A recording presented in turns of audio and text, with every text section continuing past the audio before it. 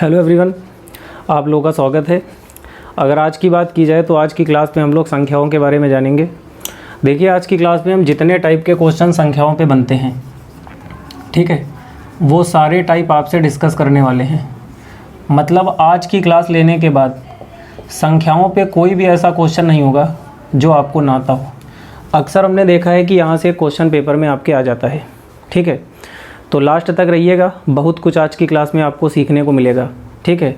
और सारी बातों को बिल्कुल बेसिक से पढ़ाने वाले हैं। मान लीजिए कोई ऐसा है जिसे मैथ्स बिल्कुल नहीं आती है, तो वो ख़ास तौर पे मेरी क्लास ले, क्योंकि अगर उसे बिल्कुल भी मैथ्स नहीं आती है तब भी वो मैथ्स सीख जाएगा, ठीक है। हर बात को बेसिक से सीखते हैं। तो सबसे पहले आज की क्लास में हम लोग जानेंगे इंटीजर्स के बारे में, ठीक है। इंटीजर्स क्या होते हैं इन्हें समझते हैं। इंटीजर्स को हिंदी में पूर्णांक कहा जाता है, ठीक। तो पूर्णांक पे क्वेश्चन बनते हैं, इन्हें सीखते हैं पूर्णांक क्या होंगे। देखिए, कोई भी नंबर हो, कोई भी संख्याएं हो, चाहे वो माइनस की संख्या हो या वो प्लस की संख्या हो और साथ में ज़ीरो को, इन सबको पूर्णांक कहा जाता है। मतलब आप ये कह सकते हैं माइनस इनफाइनाइट से लेके प्लस इनफाइनाइट के बीच की जितनी भी संख्या हैं वो सारी संख्याएं पूर्णांक कहलाती हैं। ये देखिए, माइनस इनफाइनाइट से और प्लस इनफाइनाइट के बीच की, ठीक है, माइनस इनफाइनाइट से प्लस इनफाइनाइट के बीच की जितनी भी संख्या हैं वो सारी पूर्णांक है, इंटीजर्स हैं। मतलब आप ये कह सकते हैं कि यहाँ पे जो 3 है प्लस का, ये भी एक इंटीजर है, पूर्णांक है, और -3 भी एक पूर्णांक है, ठीक है। चाहे प्लस की संख्या हो या माइनस की संख्या हो, वो पूर्णांक होती है। और साथ में ज़ीरो को भी पूर्णांक कहा जाता है। अगर यहाँ पे ये प्लस वाली संख्याओं की बात की जाए तो जितने भी ये प्लस के नंबर हैं इन सभी को धनात्मक पूर्णांक कहा जाता है। इनको पॉजिटिव इंटीजर बोलते हैं, ठीक है। इनके बारे में भी हमें पता होना चाहिए कि पॉजिटिव इंटीजर क्या है, क्योंकि नाम से क्वेश्चन बनेगा। अभी लास्ट में बताएंगे क्या बनेगा। और ये जितनी माइनस की संख्या हैं, इन माइनस की सभी संख्या को ऋणात्मक पूर्णांक कहा जाता है। ऋणात्मक पूर्णांक, निगेटिव इंटीजर बोलते हैं। ये सारी निगेटिव नंबर हैं, ठीक है। और जो ये बीच में ज़ीरो है, इस पे ना ही प्लस है ना ही माइनस है, तो इसे कहा जाता है न्यूट्रल इंटीजर, उदासीन पूर्णांक। ये न्यूट्रल इंटीजर होता है, उदासीन पूर्णांक होता है, ठीक है। तो ये सारे के सारे यहाँ पे पूर्णांक हैं, इंटीजर हैं, और इनको पॉजिटिव, इसको निगेटिव, इसको न्यूट्रल इंटीजर कहा जाता है। इन्हें नाम से भी पता होना चाहिए कौन पॉजिटिव, कौन निगेटिव, कौन न्यूट्रल। इन पे भी क्वेश्चन बनते हैं, ठीक है। तो इंटीजर सभी को समझ में आ गया होगा। आगे बढ़ते हैं। अगली संख्या है आपकी नेचुरल नंबर। नेचुरल नंबर, इसे हिंदी में प्राकृतिक संख्या कहा जाता है, ठीक है। ये भी आपके लिए इम्पोर्टेंट है। तो प्राकृतिक संख्या क्या होती है इसे जानते हैं। देखिए, इसके लिए डेफिनेशन बड़ी सिंपल सी है। अगर किसी भी संख्या का इस्तेमाल, ठीक है, गिनने के लिए किया जाए, मतलब काउंटिंग में किया जाए, वो सारी संख्या प्राकृतिक संख्या कहलाएंगी। अब मान लीजिए हमें मार्कर गिनना है, तो मार्कर गिनने में सबसे पहले हम क्या बोलेंगे, 1। तो पहली प्राकृतिक संख्या 1 होगी।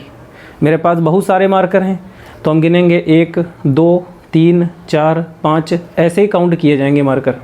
तो ये सारी संख्याएं प्राकृतिक संख्या हैं। तो 1 से लेके इनफाइनाइट तक, 1, 2, 3, 4, 5 जितनी भी संख्या होती हैं, इन सारी संख्याओं को प्राकृतिक संख्या कहा जाता है, नेचुरल नंबर कहा जाता है, ठीक है। अगर आपसे पेपर में कभी ये पूछेगा कि पहली प्राकृतिक संख्या क्या है, तो याद रखिएगा पहली प्राकृतिक संख्या 1 होती है। बहुत सारे लोग गलती से 0 टिक कर देते हैं, लेकिन 0 प्राकृतिक संख्या नहीं है। अगर आपको कोई भी चीज़ गिननी है, क्या 0 का इस्तेमाल करेंगे आप? नहीं, 0 का इस्तेमाल नहीं होगा। 0 संख्या नहीं होती है। मतलब 0 कोई चीज़ गिनने में इस्तेमाल नहीं होगा। मार्कर या तो 1 होगा, या तो 2 होंगे, या तो 3 होंगे। 0 मार्कर नहीं होंगे। बात समझ में आ रही है? तो ध्यान रखिएगा, पहली प्राकृतिक संख्या 1 है, नेचुरल नंबर 1 है। ये पेपर में आने वाले क्वेश्चन है, और बाकी ढेर सारी बातें आगे जानेंगे क्वेश्चंस के बारे में जब पढ़ेंगे, ठीक है। आगे बढ़ते हैं। अगला नंबर है class whole number. Whole number, whole number को हिंदी में पूर्ण संख्याएं कहा जाता है, ठीक। पूर्ण संख्याएं क्या होती हैं? देखिए, 1 से लेके इनफाइनाइट तक जितने भी नंबर हैं, वो सारी संख्या प्राकृतिक संख्या हैं, ठीक है। और ज़ीरो से लेके इनफाइनाइट तक, ज़ीरो से लेके इनफाइनाइट तक जितने भी नंबर होंगे तो ये सारे नंबर पूर्ण संख्या कहलाती हैं, होल नंबर कहलाते हैं। बात समझ में आ रही है? अगर मैं आपसे पूछूं कि पहली प्राकृतिक संख्या क्या है तो आप कहेंगे पहली प्राकृतिक संख्या 1 होगी। अगर मैं आपसे कहूं कि पहली पूर्ण संख्या कौन सी है, फर्स्ट होल नंबर कौन सा है, तो आप कहेंगे 0 है, ठीक है। ये पेपर में ऐसे भी आता है, पेपर में लिख के देता है कि 0 क्या है, 0 कौन सी संख्या है, और चार वहाँ पे ऑप्शन दे देगा। अभी कौन कौन से ऑप्शन देगा ये भी बताएंगे, क्योंकि आगे के नंबर आप जब जानेंगे वो भी ऑप्शन में देता है। तो याद रखिएगा 0 क्या है, एक होल नंबर है, पूर्ण संख्या है। तो दोनों तरीके से पेपर में आएगा, पहली पूर्ण संख्या या 0 क्या है, तो आप आंसर दे देंगे, ठीक है। तो क्लास ये तीनों बातें समझ में आ गई होंगी। और आगे बढ़ते हैं, 2-4 बातें और सीखते हैं। अब हम लोग 2 नंबर के बारे में जानेंगे। एक हम लोग सीखेंगे प्राकृतिक संख्या एक हम लोग सीखेंगे सम संख्या, और एक हम लोग सीखेंगे विषम संख्या। इन्हें भी अच्छे से क्लियर करते हैं। देखिए, एक होता है आपका इवन नंबर, सम संख्या, ठीक है, बहुत इंपॉर्टेंट है, ध्यान से समझिएगा। और एक होती है क्लास ऑड नंबर, विषम संख्या, विषम संख्या। इन दोनों को एक साथ सीखेंगे, ठीक है। इवन नंबर क्या होता है और ऑड नंबर क्या होता है, ध्यान दीजिएगा सारे लोग। देखिए यहाँ पे एक काम करते हैं, जैसे मान लीजिए एग्जांपल हमने लिखा 11, 12, 13, 14, एक एग्जांपल ले लिया हमने। यहाँ पे ये देखेंगे, अगर कोई संख्या, अगर कोई नंबर 2 से भाज्य है, 2 से डिविजिबल है, ठीक है। देखिए सिर्फ 2 से चेक करेंगे, वो 3 से जाएगा कि नहीं, 4 से जाएगा कि नहीं, 5 से जाएगा कि नहीं, कोई लेना देना नहीं। हमें अगर सम संख्या चेक करनी है तो हम 2 से चेक करेंगे, विषम संख्या चेक करनी है 2 से चेक करेंगे। किससे चेक करेंगे? 2 से। यहाँ पे लिख दे रहे हैं 2 से, बाकी किसी से जाएगा नहीं जाएगा कोई मतलब नहीं। अगर कोई संख्या, फिर से समझते हैं, अगर कोई संख्या 2 से डिविजिबल है, 2 से भाज्य है, तो उसे हम सम संख्या कहते हैं, इवन नंबर कहते हैं, ठीक है। मतलब 2 से जाने वाली संख्या इवन नंबर होती हैं। और जो संख्या 2 से भाज्य नहीं है, जो नंबर 2 से भाज्य नहीं है, डिविजिबल नहीं है, वो सारे नंबर विषम संख्या, ऑड नंबर कहलाते हैं। तो अगर मैं यहाँ पे देखूँ कि कौन सा नंबर 2 से जा रहा है, तो हमने देखा 12 2 से जा रहा है, और ये 14 भी 2 से जा रहा है। तो ये दोनों 2 से जा रहे हैं, इसलिए ये दोनों सम संख्या होंगी, इवन नंबर होंगे। लेकिन 11 और 13 2 से नहीं जा रहा है, तो 11 13 2 से नहीं जा रहा है, तो 11 13 एक ऑड नंबर होगा। बात समझ में आ गई? तो जो संख्या 2 से जाएगी वो सम संख्या, जो 2 से नहीं जाएगी वो ऑड नंबर, विषम संख्या। बात समझ में आ गई? तो ऐसे बहुत सारे एग्जाम्पल हो सकते हैं, बस आपको 2 से चेक करना है, ठीक है। अब ये जो है वो 7 से जाएगा नहीं जाएगा कोई लेना देना नहीं। ये 2 से जा रहा है इसलिए सम संख्या है, और ये 2 से नहीं जा रहा है इसलिए ऑड नंबर, विषम संख्या है। ओके, अब एग्जाम्पल देखते हैं। देखिए सबसे पहले 2 से जाने वाली संख्या 2, 4, 6, 8, 10, 12, 14, 16, ऐसे इनफाइनाइट तक चलते चले जाएंगे। लेकिन एक बात याद रखिएगा, 0 भी एक सम संख्या होती है, -2 भी एक सम संख्या है, -4 भी एक सम संख्या है, -6 भी एक सम संख्या है। मतलब कहने का ये है, कोई भी नंबर चाहे वो प्लस का हो चाहे वो माइनस का हो, अगर वो 2 से डिविजिबल है तो उसे सम संख्या कहा जाएगा। बात समझ में आ रही है? मतलब यहाँ पे 6 2 से जा रहा है तो ये एक सम संख्या है, और माइनस का 6 भी 2 से जा रहा है तो -6 भी एक सम संख्या है। मतलब कोई भी नंबर अगर 2 से जाएगा तो उसे सम संख्या कहा जाएगा। बात समझ में आ गई? और अगर कोई संख्या 2 से नहीं जाएगी तो विषम संख्या होगी। और यहाँ पे एक बात याद रखिएगा 0 के बारे में। देखिए 0 जो है वो 2 से डिविजिबल माना जाता है। 0 2 से क्या बल्कि सारी संख्याओं से भाज्य होता है, डिविजिबल होता है। तो चूंकि 2 से भी भाज्य है इसलिए 2 से भाज्य होने की वजह से इसको सम संख्या कहा जाता है। ठीक है, याद रखिएगा, इंपॉर्टेंट क्वेश्चन है ये। अब आते हैं विषम संख्या जो 2 से ना भाज्य हो। कौन कौन सी हैं? 1, 3, 5, 7, 9, ऐसे ही आगे बढ़ते जाएंगे। ठीक है, वैसे ही -1, -3, -5 इनफाइनाइट तक। ठीक है, मतलब कोई भी नंबर चाहे पॉजिटिव हो या वो हो माइनस में नेगेटिव हो, अगर वो 2 से जाएगा तो इवन नंबर, 2 से नहीं जाएगा तो ऑड नंबर, सीधी सी बात है। ठीक है, बाकी जब इनके बारे में क्वेश्चंस पढ़ेंगे तो इनके बारे में डिटेल में बातें और सीखेंगे कि किस टाइप के क्वेश्चंस आपके एग्जाम में बनाता है। लगभग आप अगर यहाँ पे सारी बातें पढ़ लेंगे अच्छे से तो वहाँ पे सारे क्वेश्चन हो जाएंगे, बस थोड़ा सा क्लियर करना होगा कुछ बातें। ठीक है, और आगे बढ़ते हैं क्लास, अगले 2 नंबर सीखते हैं। देखिए आगे के 2 नंबर हैं, यहाँ पे समझ में आ गया, 2 से चेक करते हैं। अगला नंबर है क्लास कंपोजिट नंबर। ठीक है, कंपोजिट नंबर, इसे बोलते हैं भाज्य संख्याएं, ये आपके लिए इंपॉर्टेंट है। और नेक्स्ट है प्राइम नंबर। प्राइम नंबर ये बहुत ज़्यादा इंपॉर्टेंट है। अभाज्य संख्या, इसे अभाज्य संख्या का एक दूसरा नाम भी होता है क्लास, इसे कहा जाता है रूढ़ संख्या। तो ये भी पेपर में रूढ़ संख्या के नाम से आ जाता है। अगर मैं अभी तक की संख्याओं की बात करें तो ये वैसे सारी बातें इंपॉर्टेंट है जितनी हमने आपको बताई हैं, लेकिन उनमें सबसे ज़्यादा इंपॉर्टेंट है प्राइम नंबर। मतलब प्राइम नंबर पे बहुत सारे क्वेश्चन बनते रहे हैं, बहुत इंपॉर्टेंट है।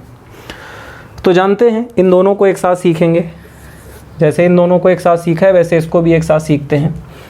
देखिए एक बात आपको बताए, अभी हमने जब इवन नंबर ऑड नंबर सीखा तो हमने क्या बताया, किससे चेक करते हैं, 2 से। ओके, किससे चेक करेंगे, 2 से। अगर इन दोनों की बात करें तो यहाँ पे 2 से नहीं चेक करते हैं, यहाँ पे चेक करते हैं किसी से भी। देखिए पूरी बातों को लिख भी दे रहे हैं, किसी से भी। क्या मतलब है समझिएगा। जैसे मान लीजिए 12, 13, 14, 15, एक एग्जांपल लेते हैं आपके लिए। अगर हमें चेक करना है इसमें से कौन सा इवन नंबर है कौन सा ऑड नंबर है, तो हम किससे चेक करेंगे, 2 से। ये 2 से जा रहा है इवन नंबर, ये 2 से जा रहा है इवन नंबर, ये दोनों 2 से नहीं जा रहे हैं ऑड नंबर। ठीक है, 2 से चेक कर लिया तो सम मालूम चल गया। लेकिन अगर इन दोनों को चेक करना है कंपोजिट प्राइम, तो यहाँ पे 2 से नहीं चेक करते हैं, किसी से भी चेक करेंगे। मतलब क्या है, अगर कोई नंबर किसी भी नंबर से डिविजिबल है, बात समझ रहे हैं आप, किसी भी नंबर से भाग जा रहा है बस, ठीक, तो वो संख्या भाज्य संख्या कहलाती है। और जो संख्या किसी भी संख्या से भाज्य नहीं है, ठीक है, वो संख्या अभाज्य कहलाती है। तो क्लास यहाँ पे किसी भी नंबर से चेक करते हैं। तो यहाँ पे अगर हम देखें तो 12 जो है वो 2 से जाएगा, 4 से जाएगा, 3 से जाएगा, 6 से जाएगा, कई नंबर से जा रहा है। तो 12 एक भाज्य संख्या है, कंपोजिट नंबर है। यहाँ पे 14 की बात की जाए तो 14 भी 2 से जाएगा, 7 से जाएगा, तो 14 भी एक कंपोजिट नंबर है।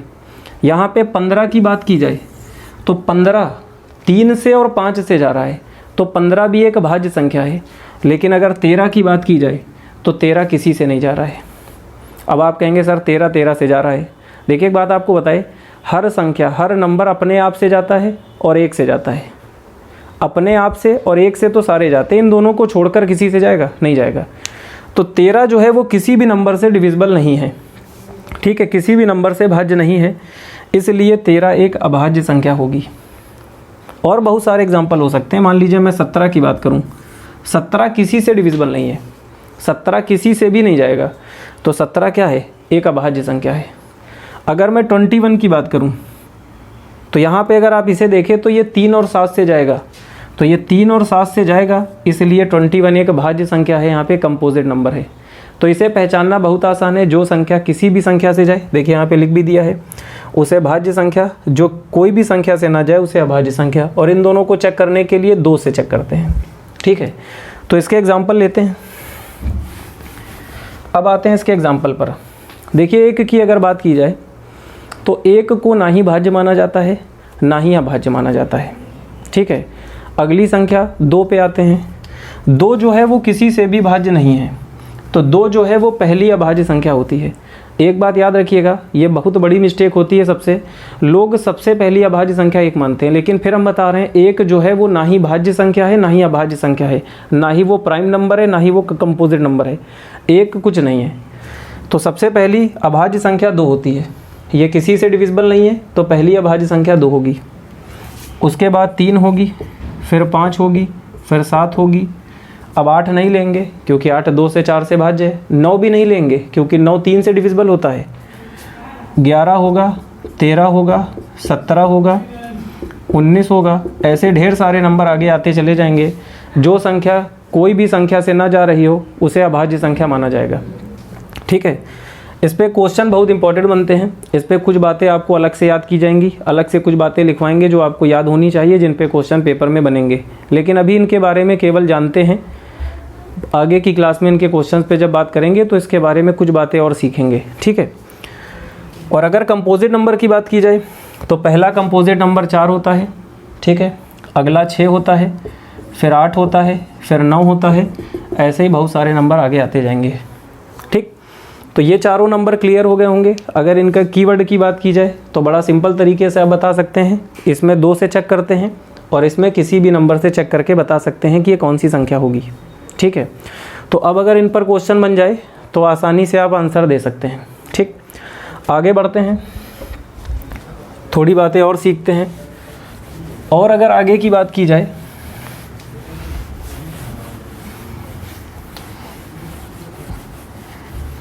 देखिए, मेरी कोशिश ये होगी कि डेली कम से कम आपको एक क्लास मिले और जितनी भी आपकी प्रॉब्लम है, जितने भी मैथ्स में आपके डाउट हैं, वो सारे डाउट को दूर किया जाए। ठीक है, बस डेली टारगेट होगा कि आधे घंटे का एक वीडियो आपको दिया जाए, आपको एक क्लास मिले जिससे आपको फ़ायदा मिले। ठीक है, बस थोड़ा सा सपोर्ट करिए, लोगों को शेयर करिए, सबको बताइए कि आप पढ़कर देख सकते हैं। अगर अच्छा लगे तो आगे कंटिन्यू करें। लगभग सारी बातों को यहाँ पे पढ़ाया जाएगा। बेसिक पर ख़ास तौर पे ध्यान दिया जाएगा। जो बच्चे बिल्कुल मैथ्स के बारे में नहीं जानते उन पे ख़ास तौर पे ध्यान देंगे ताकि उनको सारी बातें समझ में आ जाए। इसीलिए हर बात को बार बार रिपीट करते हैं और एक एक बात को क्लियर करते हैं। ठीक है, और जो बच्चे पहले से बहुत अच्छे से पढ़ चुके हैं या पहले से जानकारी थोड़ी बहुत रखते हैं वो भी जुड़े रहे, उन्हें भी हर बात को क्लियर करेंगे। उनके भी जो डाउट्स हैं बीच बीच के वो सारे क्लियर होंगे। कुछ बातें उनको कंफ्यूज करती होंगी वो सारी दूर करेंगे, और जो बातें उन्हें नहीं आती होंगी, मतलब ये बेसिक टू हाई सारी बातों को पढ़ाया जाएगा। ठीक है, तो जुड़े रहिए, शेयर करिए, सपोर्ट करिए। बाकी आपको डेली एक क्लास मिलती रहेगी। अब आगे बढ़ते हैं क्लास। यहाँ तक सारी बातें क्लियर हो गई। एक नंबर है क्लास को प्राइम नंबर। ठीक है, को प्राइम नंबर, इसके बारे में जानते हैं, जिसको हिंदी में कहा जाता है सह अभाज्य संख्या।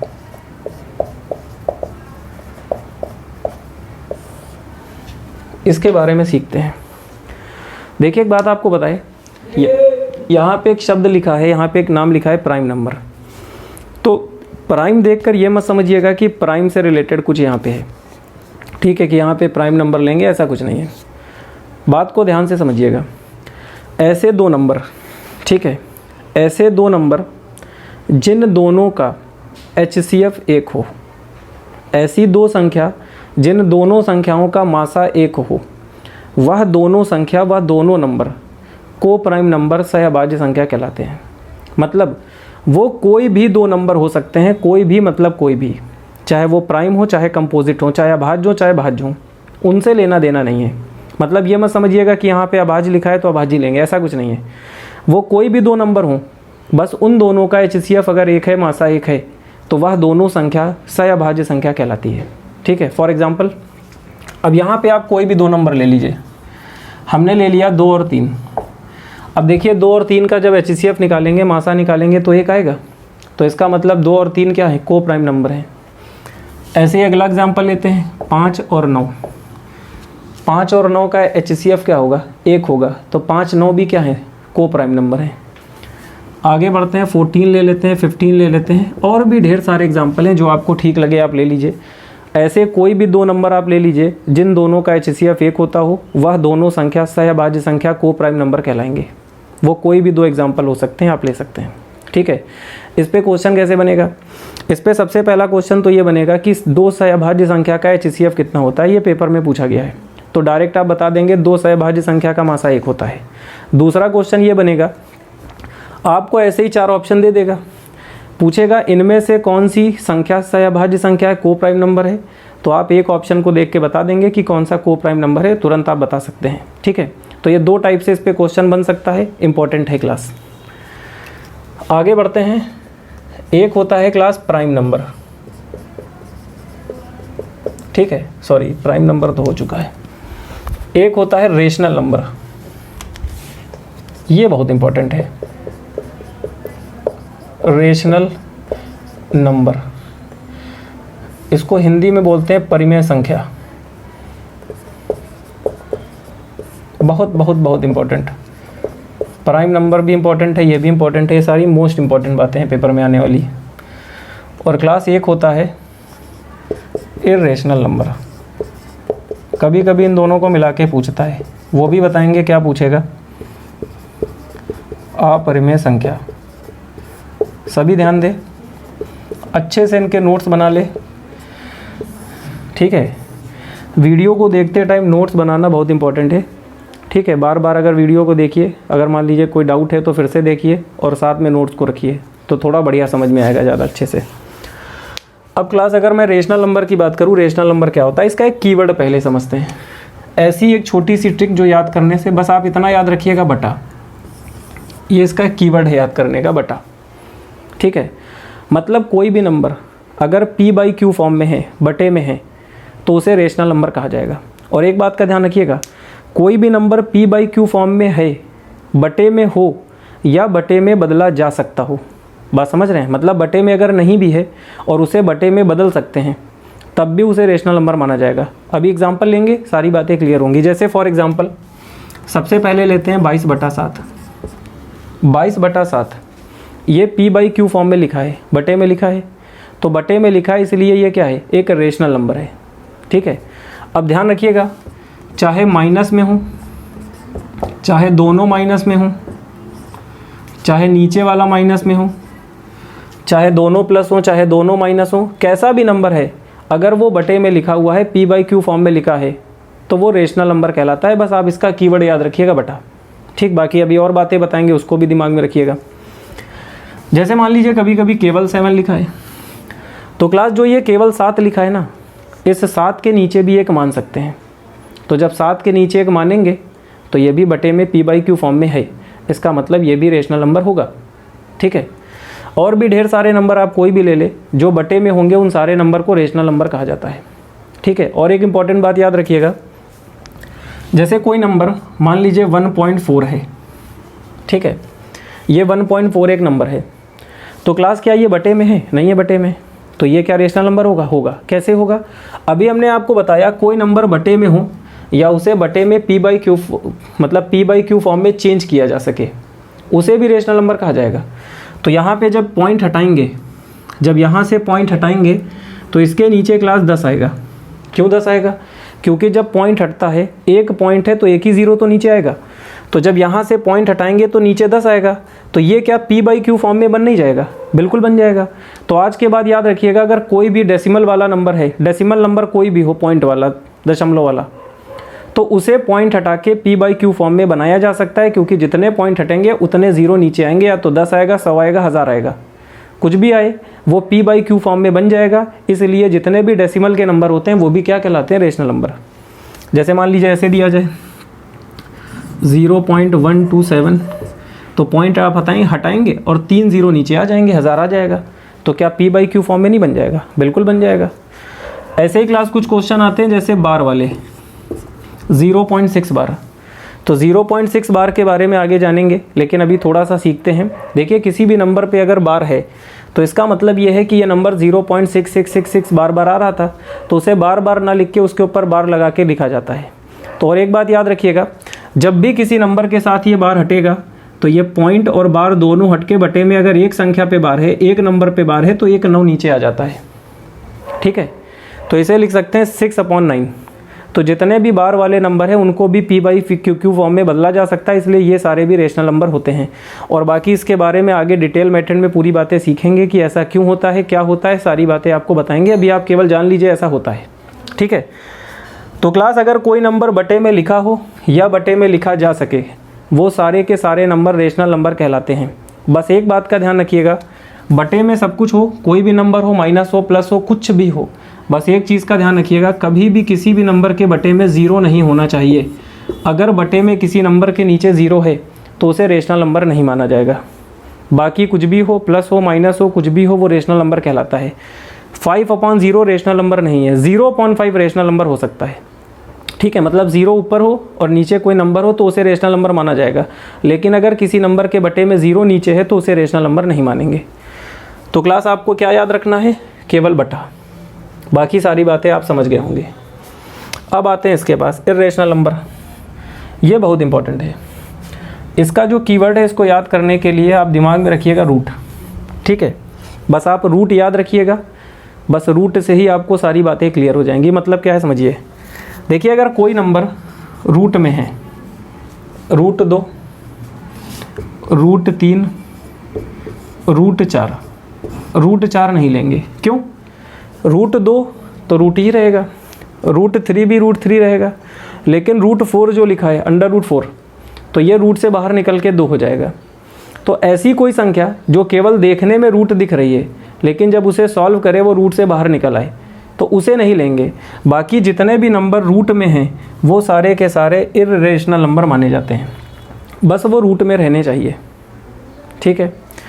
अब और भी एग्जांपल ले सकते हैं, जैसे मान लीजिए 5 है, गुणे में कोई नंबर है, मल्टीप्लाई में 2 नंबर रूट के लिखे हुए हैं, कोई नंबर बटे में लिखे हुए हैं, ठीक है, कोई नंबर प्लस में लिखे हुए हैं, माइनस में लिखे हुए हैं, कोई भी हो क्लास, रूट का कोई भी नंबर हो, प्लस माइनस गुणा भाग सिंपल तरीके से बटे में भी लिखा हो, बस एक बात याद रखिएगा, अगर कहीं पे रूट दिख जाए, इसका कीवर्ड है रूट, तो वो क्या होता है, इर्रेशनल नंबर होता है, ठीक है।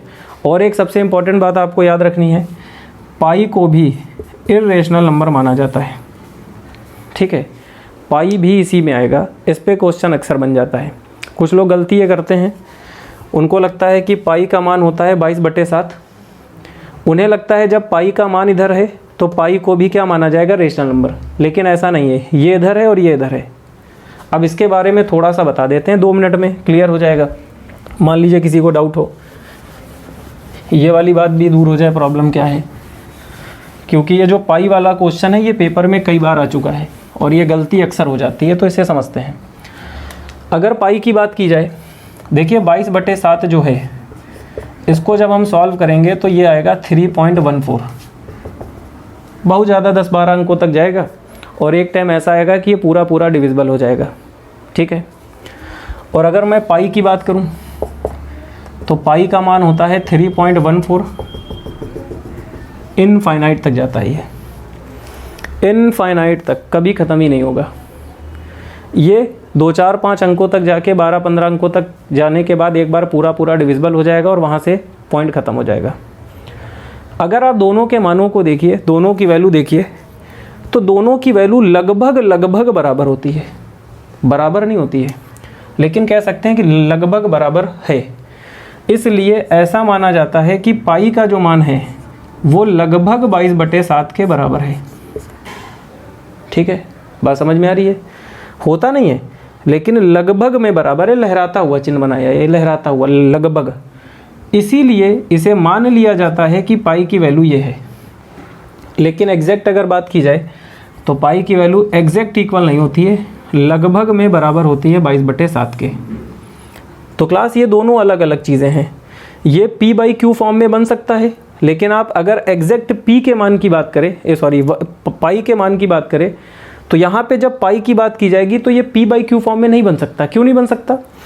क्योंकि अगर मान लीजिए यहाँ पे 15 होते हैं पॉइंट, तो यहाँ पे मान लीजिए 20 पॉइंट होते, 100 होते पॉइंट, तो एक फिक्स पॉइंट होते तो उतने पॉइंट हटा के नीचे उतने ज़ीरो आ जाते, तो ये p/q फॉर्म में बन जाता। मान लीजिए 20 पॉइंट होते, 20 पॉइंट हटाते, नीचे 20 ज़ीरो आ जाते, ठीक है, तो ये p/q फॉर्म में बन जाता।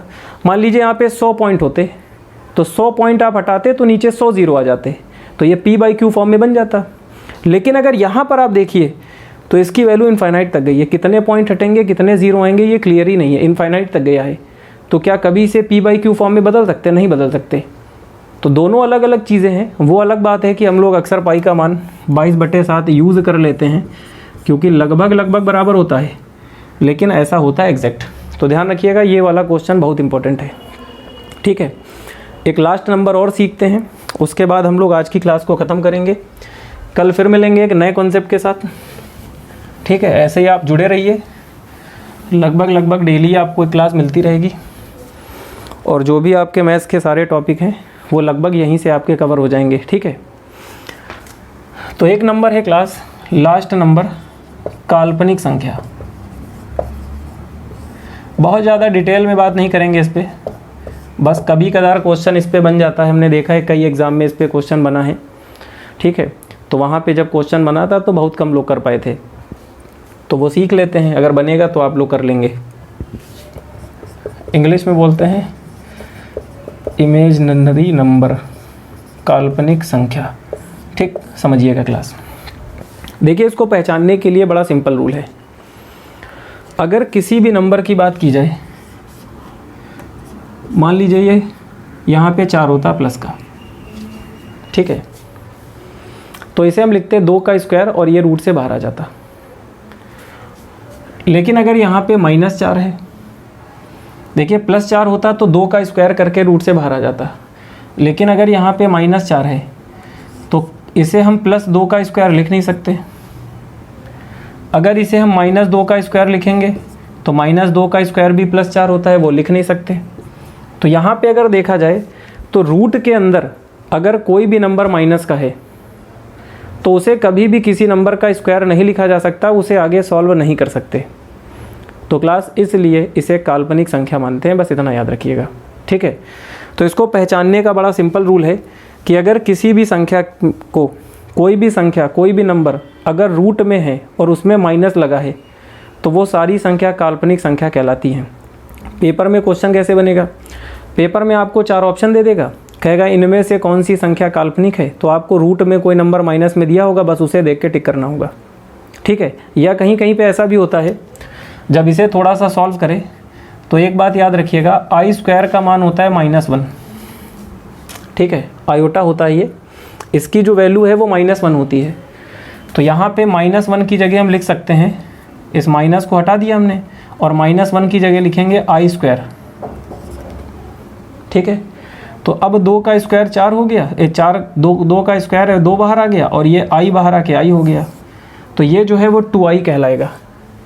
तो क्लास इसके 2 टाइप से क्वेश्चन बन सकते हैं।